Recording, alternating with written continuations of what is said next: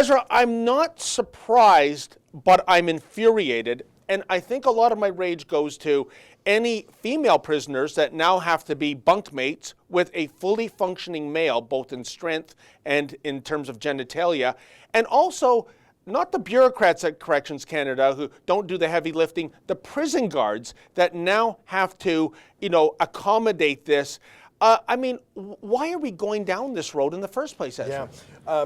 One of the things that I found most distressing is that these prisoners can now choose if they want a male or a female prison guard to strip search them, a male or a female prison guard to surveil them.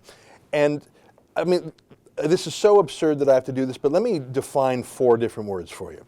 Sex. Yeah. When you're born, you're either a boy or a girl. There's no spectrum, there's no, and that's a science thing. Do you have an XX chromosome or XY chromosome? It's a science. So that's sex.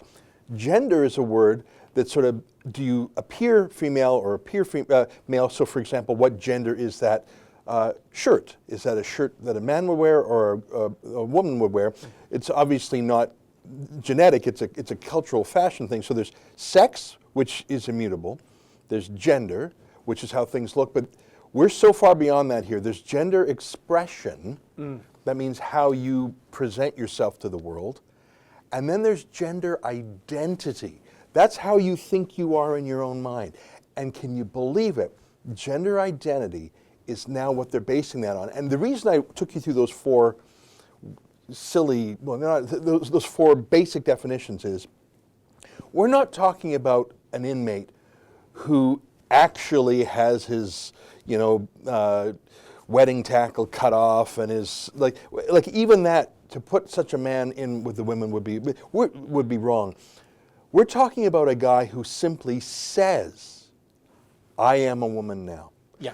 It doesn't have to be his genuine belief. No means test. He doesn't have to, you could just simply say, I identify as a woman today, and therefore, and here's my point, it's not an immutable characteristic. I'm not even talking about if someone's gay or not. Yeah. I'm talking about someone just saying, I am a woman today, therefore transfer me to the women's facility. I want to be strip searched by a woman. Oh, and I'm not going to even speak in a high voice or shave myself or put on lipstick. I'm just telling you I'm a woman, and I demand this entire justice and correctional system jump. And who are we talking about here, David? Yeah. We are talking about the 4,800 hardcore murderers and rapists that are serving life sentences in Canada. We're not talking about some confused young teen who might be going. We're talking about the Paul Bernardos.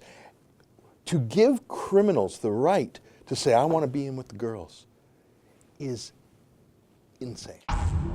Hey, that was an excerpt from my weekly show, Rebel Roundup, in which we highlight the best stories of the week with your favorite rebels. If you want to see the full show, please sign up to become a premium member.